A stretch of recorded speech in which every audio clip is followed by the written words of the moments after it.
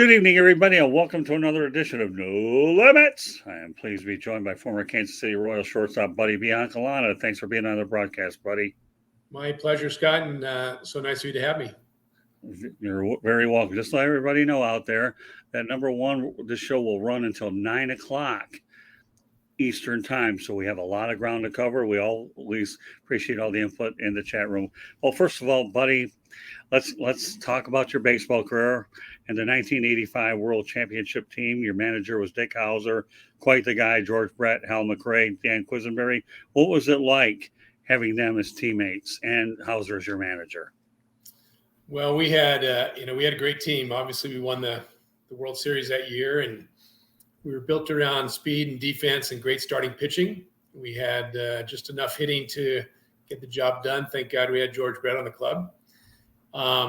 But it was a good team, really solid guys. Dickhouser was wonderful to me. Put me in the lineup with about 2 weeks to go in the season. Told me I was a shortstop, and I played down the stretch, played well, then started all 14 postseason games. And so it was a really, I was very grateful for Dick for the opportunity he gave me to get in there at a very critical time for our club.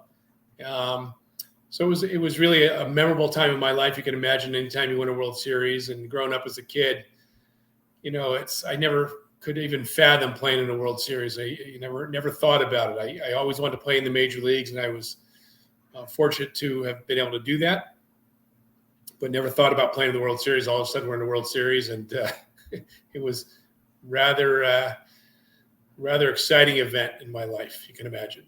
Yeah, let's talk about that. I know you played 35 games all season, and like you said, Dickhouser benched onitconcepcion in favor of you, and obviously you became the shortstop.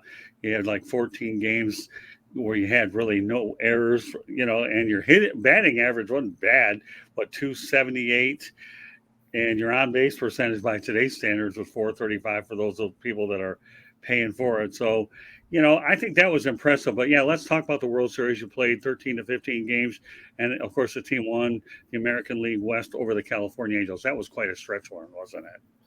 It was an amazing stretch run. It was tight. We were neck and neck with the Angels the whole way. Had a really big series with them in Kansas City with about 6 days to go in the season.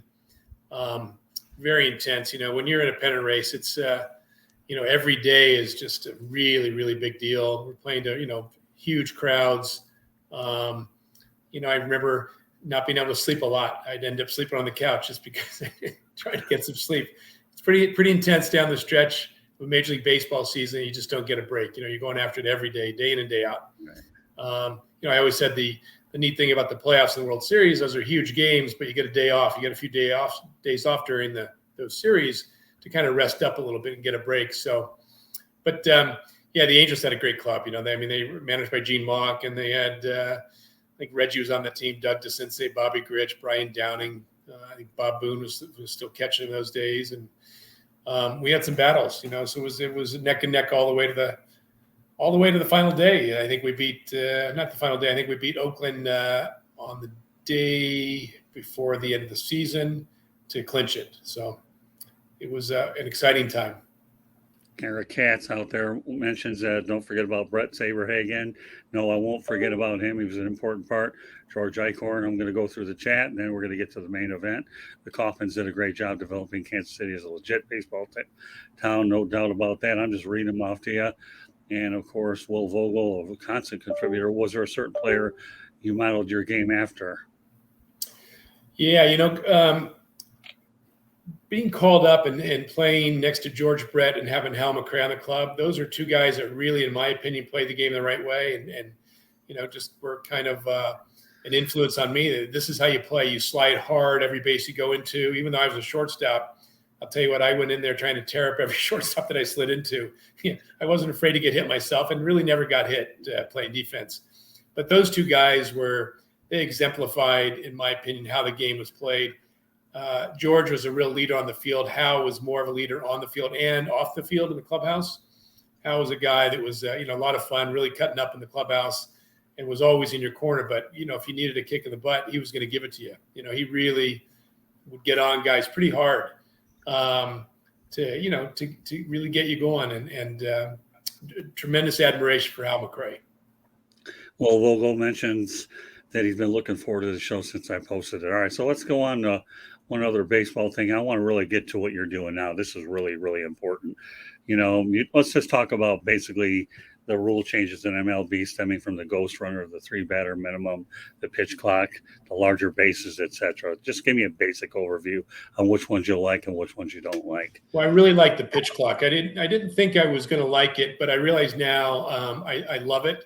Although I think it's added to pitching injuries, which we've done a lot of research regarding injuries we can talk about later. But I think it's really created more interest in the game. I know that when I'm watching a game now, that it's just got more of my attention. I'm watching more baseball now than I've watched in a long time. I've always watched it, but find myself watching it more so now, enjoying it more so now. There's more stolen bases, but I like the pitch clock a lot.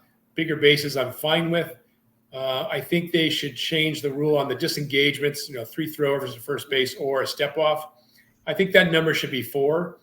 I think it really just 3 could really deter a guy from even throwing over once. Obviously, there's a huge increase in the amount of stolen bases. So I'd like to see them increase that to 4. The ghost runner, I understand why they're doing it. I know it's good they're not doing it in the postseason. But I would hate to see the last game of the season, right, where 2 teams are tied, and we're going to the 10th inning, and there's a ghost runner, and all of a sudden there's a bad hop single or something, right? Yeah. Boy, that would hurt. So, but I understand why they're doing it, to speed up the game, not just speed up the game, but save some pitching, right? You hate to go into those 15, 16-inning games, really, utilize the bullpen, overtax them, and also increase the risk of injury. Although, the perception, which I'm going to argue big time, that if you're throwing too much, you're more susceptible to injury. Well, certainly we don't want to throw more than we have to, but that's not the main reason for the injury epidemic. It's what's taking place in the brain-body connection. And we've done the research on that. We've proven that. Yeah, we're going to get to that in a moment. I just want everybody to know that No Limits is being broadcast around the world. The audio version of the No Limits can be heard on iHeartRadio, Apple, Spotify, Google, wherever you get your podcasts. Please hit the red subscribe button on YouTube, South Florida Tribune. We're striving for 1,000 subscribers. Please also comment, like, and share the broadcast. Want to be a guest? Going in the chat room is one way to do it. Or send your topic ideas to southfloridatribune@gmail.com. If you want to advertise cost efficiently, give me a call at 954-304-4941. We broadcast live on Facebook, LinkedIn, Twitter, and YouTube. Our website's www.southfloridatribune.com. My Twitter information is @TribuneSouth. Candy Ebling is behind the scene. And also, I should make a programming note that coming up later this summer, the Motor City Madmouth show will be debuting on the Egla Corp Media Studios in Boca Raton, owned by Dr. Edwin Hernandez. We'll keep you posted. This is a challenge, buddy, I'm looking forward to doing, that I'm building their media department broadcasting department from scratch. And I was offered this position late last week, and I definitely took it. And I'm glad that hopefully we'll be able to bring you on there. I've already talked to them about it. And the reason why I talked to them about it, I had an opportunity to show them your video as we were going over some things there. So stay tuned, folks. Buddy and I could very well be on again, only on a different situation. All right, we'll continue on.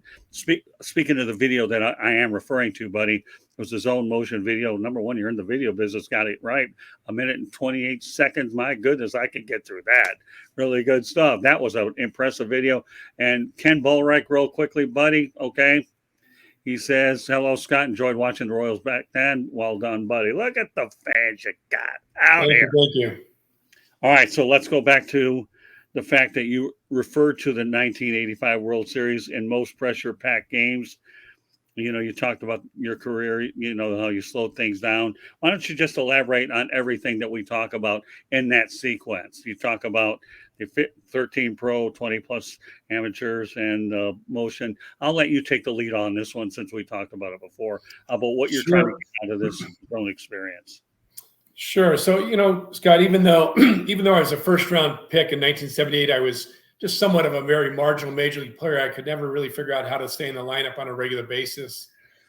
However, I got in the World Series in 85, and for whatever reason, everything just really slowed down for me, and I wasn't thinking, and really everything I did was just very fluid and effortless. And I choose my words very carefully when I say that every single ball at shortstop hit me right in the sweet spot in 7 games. Right. And every single throw came out of my hand with perfect speed and trajectory. And it was that zone experience, what happened to my brain and my body, that led me to researching and figuring a lot of things out about the brain-body connection and teaching athletes, not just athletes, but musicians and even salespeople, how to get in the zone.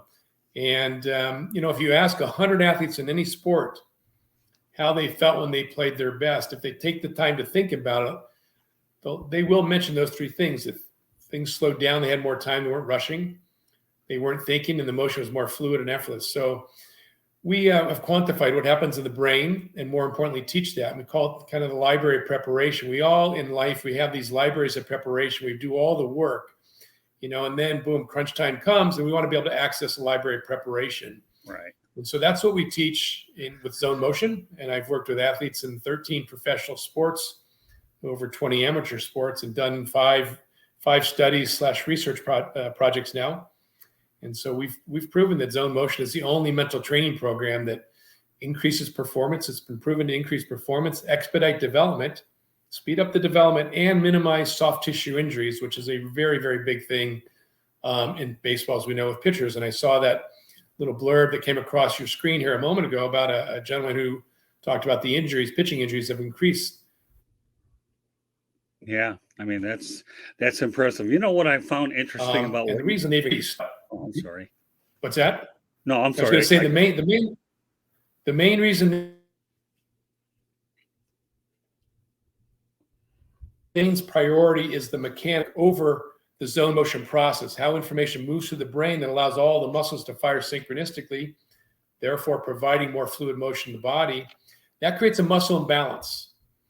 So as our industry, which has been great, they've learned more about, quote, perfect mechanics.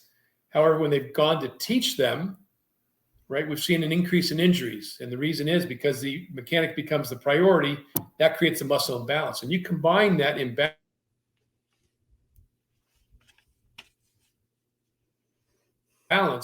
with the fact that these are more arm speed, that's a train wreck.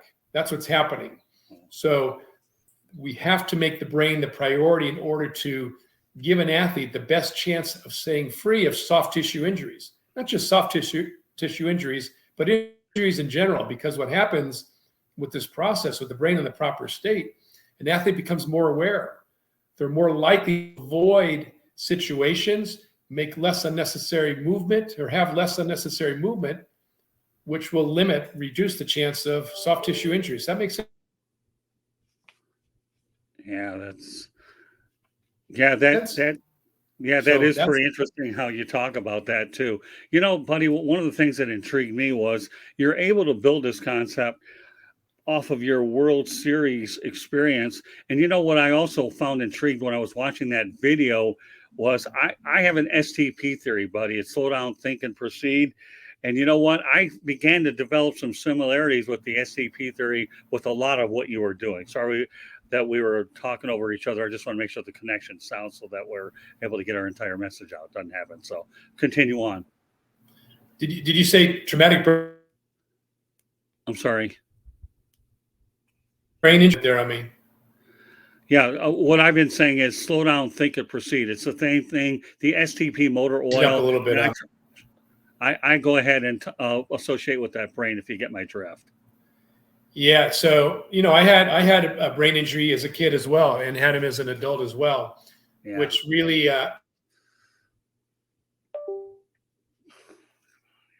made a lot of things very difficult for me. I learned a lot about the brain and studied a lot about the brain-body connection, which has led to my teaching. So it's kind of life will give you some lemons, and hopefully turn them into lemonade, and kind of that's. So I feel keen understanding.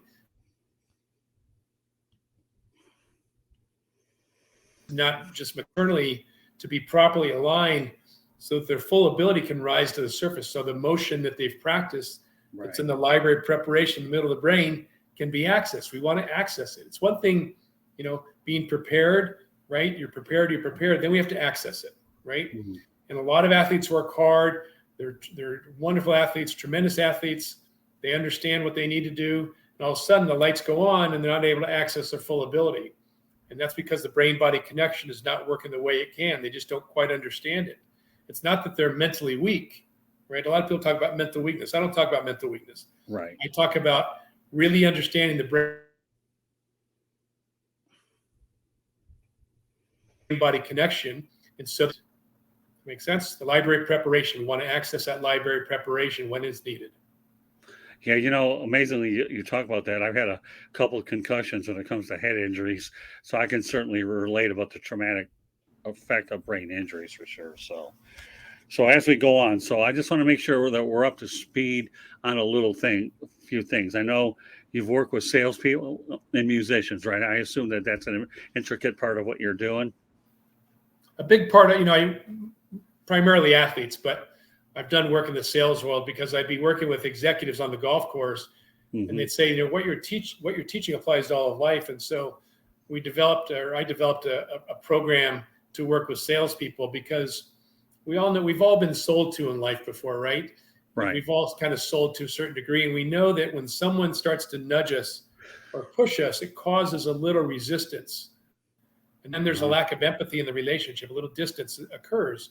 Right. So what we're able to do is really give someone a neurophysiological experience of how that works. Okay.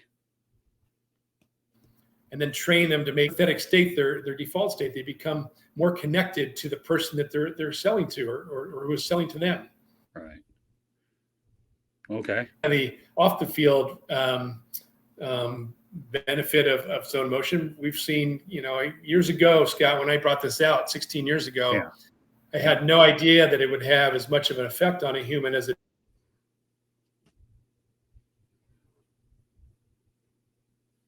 does. I just saw and then I started hearing science and family members of theirs that they're just they're happier, they're feeling better.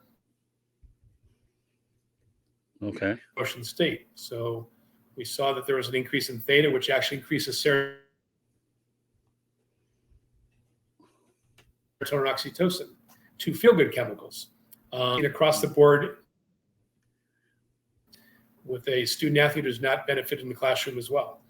Because when the brain starts to access this state, you're intuitively always seeking it in all areas of life, not just while you're performing on the sports field, but whatever you're doing, whether you're in a relationship or whether you're, studying for a test or taking a test. So if I'm understanding you correctly, I know this has a lot to do with athletes, and you apply it to sales and musicians, because I know full well that anytime you have an high octane situation, a lot of what you're talking about, because I know we talked about this before, it's safe to say, I think a lot of what you're doing applies to multiple fields is really what it does. But I know your primary emphasis is on athletes. Is that correct? Oh, for sure. Yeah, no, we're primarily focused on athletes, but it does apply to really all areas of life. But you can't spread yourself too thin, nor should I. But I'm blessed to be able to work in multiple sports. I've decided that if I had to work just in one sport, I'd get bored now. So it's really gratifying to work with athletes in many sports, primarily baseball, but I do a lot of work on the PGA Tour, a lot of amateur golfers and auto racers and basketball players. And so it's been a lot of joy for me every day to be doing what I do. So let's go a little bit deeper into the 5 studies of effectiveness of zone. I think you talked about Martin. Is that correct? Or zone motion, I meant. Zone motion. Name the company is Zone Motion. Yeah. So tell me a little bit more about that. So years ago, at a time where pitching injuries were skyrocketing, I noticed that my professional and amateur pitching clients were not getting hurt, and I was kind of wondering why. And then I kind of figured out, well, if there's more fluid motion, which there was, that would make sense. And so I decided to try and do some research, which we ended up doing with the American Sports Medicine Institute, which is a research institute in Birmingham, Alabama, headed up by Dr. Glenn Fleisig, the top baseball biomechanist in the world. This is where Dr. Andrews practices his orthopedic surgery, has his practice down there in Birmingham, and he has the research clinic that Dr. Fleisig heads up. So I spoke to Dr. Fleisig about doing the study, which we ended up doing. We did it with 17 college pitchers, and it was very, very successful. There was no change in the biomechanics of the 17 pitchers after training in zone motion, but the subjective experience was very profound, to the point where 88% of them felt more relaxed, less shoulder discomfort, Right. Much less elbow discomfort. All very, very positive. No one felt worse. And so it was very, very successful. And in the report, Dr. Fleischig wrote something that was very interesting. He wrote that even though there was no change in the biomechanics, it doesn't preclude the fact that there could be a change in the soft tissue, meaning that a pitcher could throw the same pitch twice in a row with the same mechanics, but the soft tissue, the ligaments and tendons and muscles and fascia could be different. And Boob, that's when the light bulb went off in me. And I said, I know that's what zone motion does. And that's why our guys are we're having great success in keeping them free of injury. And so that led to some EMG research, which was it's electromyography, where you measure the muscle voltage. And we did small sample size, but what we saw was, and this was the work was analyzed by Dr. Kevin Whitty, an orthopedic surgeon who does Tommy John surgery, and he also trained under Dr. Andrews. And Dr. Whitty said that the zone motion process shows a decrease in the lat and an increase in the pec, therefore showing more support for the shoulder, and therefore we can assume the elbow is what he said. So that was very, very successful in proving that what we're doing reduces soft tissue injuries. And for years, we'd seen an increase in, we used to call it life on the baseball. Now it's called spin rate. And so spin rate is a byproduct of really four things: arm strength and arm speed, the proper kinetic chain of the body, proper mechanics. And last and most importantly is how the brain is functioning, getting signals through the brain to the cerebellum in a fashion that allows all the muscles to fire synchronistically. So the ball just comes out of the hand literally perfectly, right? All the muscles are firing synchronistically, and that's what allows an increase in spin rate. Now we've seen through the research we did, we saw about a 9.5% increase in spin rate on four-seam fastball. I know clients have told me their spin rate has increased more than that, and so and then recently I did a couple months ago just completed heart rate research. It was seen. There was a study done at the 2020 Tokyo Olympics on archers, in which they measured the heart rate while they were performing. And what they saw was the reduced heart rate led to an increase in performance. And so I went ahead and did some small sample size research with 4 college baseball hitters, 4 baseball pitchers. And we saw a decrease after zone training of about a month and a half of training. We saw a decrease in heart rate of about 12 or 13% for the group, which is what I expect. I expected to see a reduction in heart rate. So, as the heart rate subsides, performance can increase. It doesn't mean it definitely will increase, but with the proper training, it will increase. And a lot of professional sports are interested in, and teams are interested in heart rate variability. Heart rate variability is how quickly one can recover from a stressful event. So, say a pitcher throws 4 balls in a row, creates a little stress in the system. Right. How quickly can he get back on target, right? That's very, very important. And what I've told teams is, heart rate variability is great. It's wonderful. I love it. It needs to be worked on. But what's more important is what's taking place with the heart during the motion. That's how you avoid the 4-ball walk, where you don't have to be as concerned with HRV. Let's take care of what's happening right here in this moment, okay, that keeps the heart rate down, that allows for fluid motion, increased spin rate, reduced chance of soft tissue injury. You get the point, right? All right. So you want to know what the heart's doing in the moment.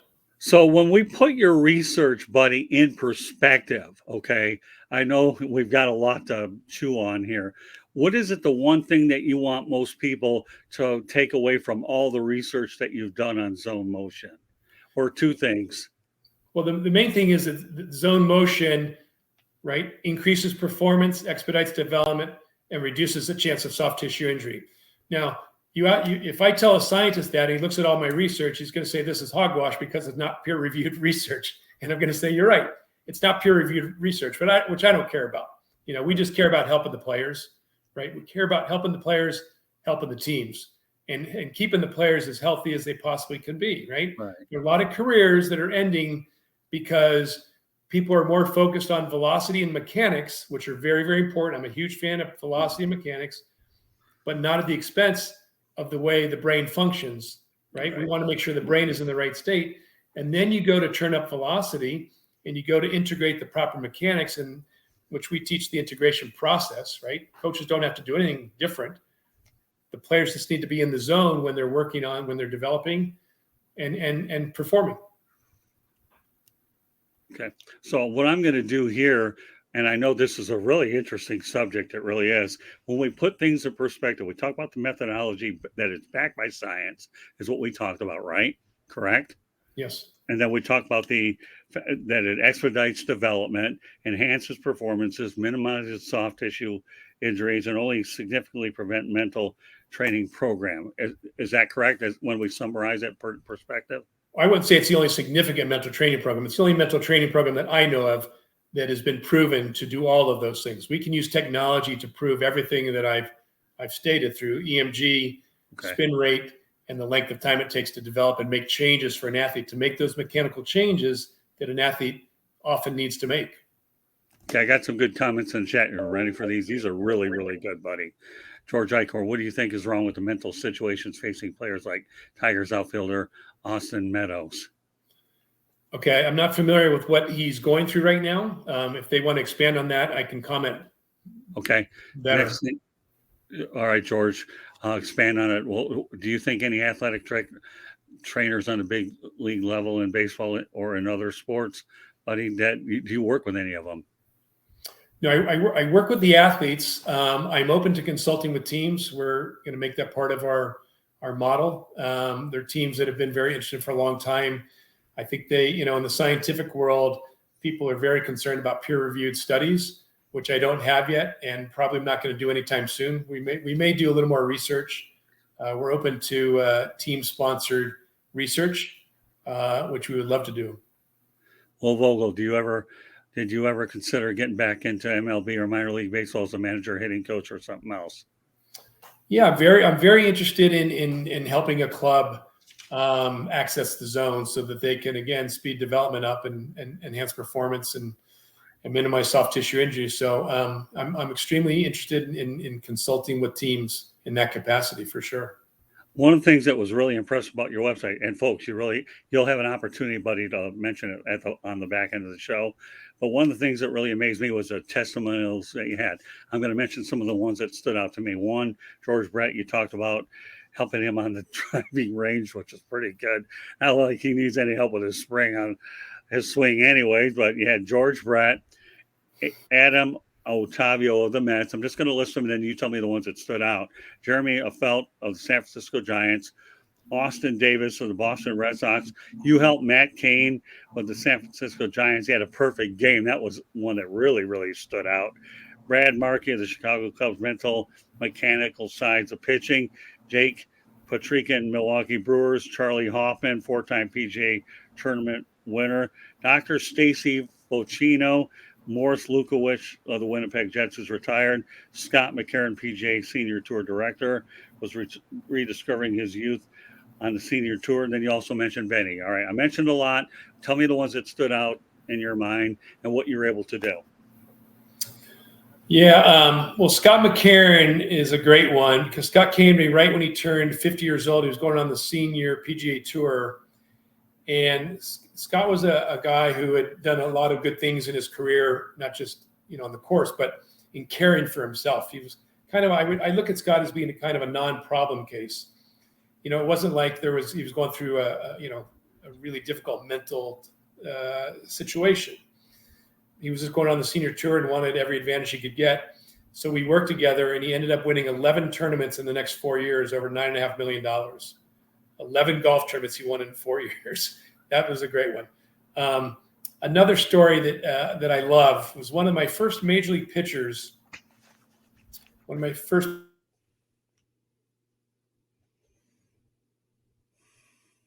worked with was a guy by the name of Bobby Keppel. It's kind of a sandwich pick by the New York Mets many years ago.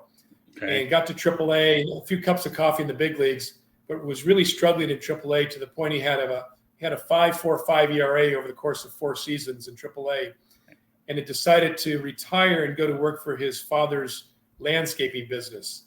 Mm-hmm. And his agent called me and said, "Hey, Bobby Keppel just got an invitation to go to the Twins Major League camp, and he's thinking about giving it one more chance. Would you work with him?" And I said, "Sure, I'd be happy to do so."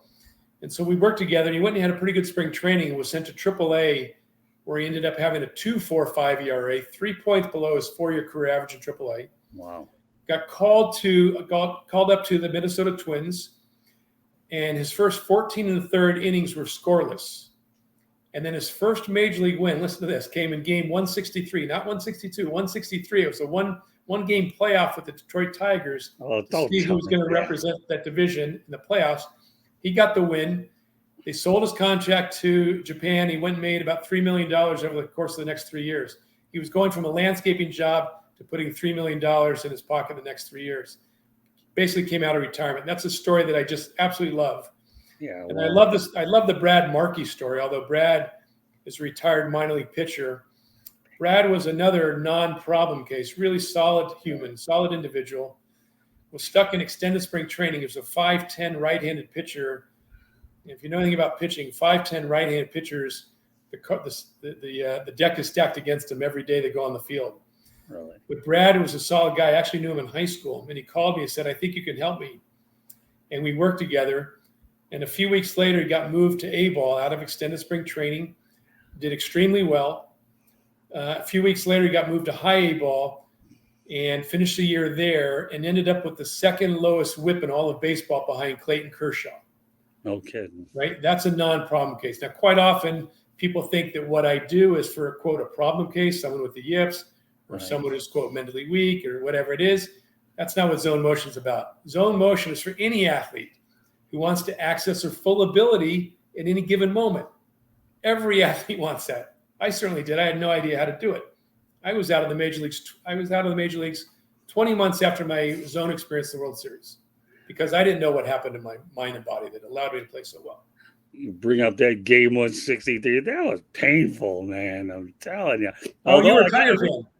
You remember that. I write about the Tigers. Come on. But you know right. what, though? I'm going to throw one at you. This is really good. You ready? Ken Ballwright. There has to be something different because Mickeylolich won 3 of the World Series games for the Tigers in the 1968 World Series. How do you describe that one? Yeah, right. So, back in those days, right, we didn't know a lot about mechanics. Let's talk about pitching, right? We just didn't know a lot about pitching mechanics. They weren't really taught, right? And so guys really stayed free of injury. But again, the more we've learned about mechanics and gone to teach them as an industry, injuries have increased. Now, does that mean that mechanics should not be taught? Absolutely not. Mechanics should be taught, but they need to be taught with the brain in the right state so that we can have a better chance of staying free of injury and so that we can progress more quickly as well and perform better. So huge fan of mechanics. But you're right. Back in those days, Mickeylolich, if you asked Mickeylolich to really break down all his mechanics, probably couldn't do it. He said, "I just threw the ball," and would be my guess. I don't know that. All right, so let me throw this out to you. You think Mickeylolich belongs in the Baseball Hall of Fame? I don't know enough about his numbers. You got to. That's the question. I'm going to turn that back to you. Does he? I personally do because number one, he threw a lot of complete games back there. He was an innings eater, and he also had to deal with the league when it was with the designated hitter, which you all think all about. I don't know if his numbers, since they're below 2.5, 250, allow him to get there. But my buddy Tom Gage wrote a book on him, and I've actually buddy had him on my show before. He's my idol anyhow. I think he does, but that's subjective. And I'm being a Tigers guy like I am. How many wins did he have? Huh? How many wins did he have? I think 200. And I don't know off the top of my head. Under 230, I believe. Yeah. So he didn't make the 250 mark, is all I can tell you. But if you go out there and let's go ahead and let Bill Vogel mention this. Do you think Don Mattingly belongs in the Hall of Fame? Again, without looking at the numbers right in front of me, I can't answer on some players I probably could answer on. Donnie really was a great player. He really took advantage of Yankee Stadium. I can tell you that. That short right field porch. And he was such a great first baseman. But that short right field porch, he could really take the ball inside off the corner and really stay inside that better than any hitter in that era. and hit the ball down the line for a home run. So he benefited by playing Yankee Stadium. I think he benefited by being a Yankee. I think anybody who plays for the Yankees gets a lot more publicity, right? And but he was a great player. I don't know enough about his overall numbers, to say yes, for sure he belongs in the Hall of Fame. All right, one other question, then I want to allow you to summarize everything and put it in perspective, okay? How did you like playing at the old Yankee Stadium? No place like it, Scott. Yeah. I've always said there's the big leagues, and then there's old Yankee Stadium. Yeah. I saw one game there. I paid a lot of money there last year against the Tampa Bay Rays. It was worth it just to go there once, but go ahead, continue. Yeah. There was no place like playing in Yankee Stadium. It was a completely different environment. It was just, the history there. Bob Shepard, right, in those days, the right. PA announcer, playing New York after the final out. Just so many wonderful things. And just, being in the city, right, being in the energy of New York, and playing baseball at Yankee Stadium. I mean, there's just no trip like it in baseball. All right, so when you look at your career, buddy, what would you say the highlight of it? I know it was a little brief, but would you say, give me the highlight as to what it was like on the field, because I have an idea what the highlight was off. Go ahead. Well, pretty simple. Winning the World Series in '85 was by far the highlight of my professional career. As a kid, I never thought about playing the World Series. And even when I got to the major leagues, I couldn't really fathom playing the World Series. It was kind of too big an event. But all of a sudden, I found myself playing in the World Series. Yeah. And not only that, I played the best baseball of my professional career. Felt like I couldn't do anything wrong, and that was the benefit of entering the zone just by chance. And now we teach it by design. So, but that was just an amazing overall experience, amazing time in my life. The opportunities that came from it, being on David Letterman and the Today Show, and right, on Kansas City Magazine, and just all the opportunities. But really, I feel very blessed that 20 months later, I was out of the big leagues. But I've really, utilized that experience to figure out, okay, what happened in the World Series, and more importantly, how do I teach it? So that all of us, we all want to be the best we can be in life, right? Whether we're an athlete or whatever we're doing. And so my expertise is helping an athlete be the best they can be. And I just love doing it, love changing lives. Well, you bring up an interesting point, but I want to assume that obviously one of the highlights of your career is that you were able to use a World Series as your platform to do things with zone motion. Is that correct? Absolutely. Yeah. All right. So my follow-up to that is, when you look at the show that we've done today, what do you want to get the most out of this whole thing that you want to convey to everybody that has a chance to listen to it one or two times? A great question. Yeah. The thing, none of us know we don't know, right? And the key is to really be open to better ways, being open to what you don't know, what you can't see, and what you may not remember that you forgot. And so, again, a lot of people think that zone motion is for, quote, problem cases. No, the brain is the operating system to the muscles. And so we work with the brain on the field so that the athlete can start to change the neural pathways in the brain and therefore affect the muscles. When you change the neural pathways in the brain and you make what we call the zone motion process the priority, the default state for the brain, that's when you start to experience the game as slowing down and not thinking in fluid, effortless motion. So that's what I would love people to understand. Okay. So one thing I should ask you, what other major shows have you been invited on to talk about what you're doing? Did I mention, you just tell me what they are. If I can recall. So the Major League Baseball Network, I was on several years ago talking about this. Been on plenty of podcasts, and Baseball America did a story on me. I can't remember, we've got a new book coming out probably beginning of next year called Art of the Zone. Very excited about that. Well, I'll make sure there's room for you to promote that. Mark my word. We'll definitely. You're a good man, Scott. Appreciate you. Well, you are too. So what I want you to do now, buddy, is let everybody know how they get a hold of you. Oh, that's great. Yeah, they can go to zonemotion.com and they can send me an email at buddy, BUDDY, at zonemotion.com. Very good. So there you go. That's how, now I should also point out that once again, No Limits is being broadcast around the world. The audio version of this show can be heard on iHeartRadio, Apple, Spotify, Google, wherever you get your podcast. Please hit the red subscribe button on YouTube South Florida Tribune. We're striving for 1,000 subscribers. Please also comment, like, and share the broadcast. Want to be a guest? No problem. We got a bunch of people that participated in the chat room that will very well have an opportunity to do that. Participate in the chat room, or please send your topic ideas, southfloridatribune@gmail.com.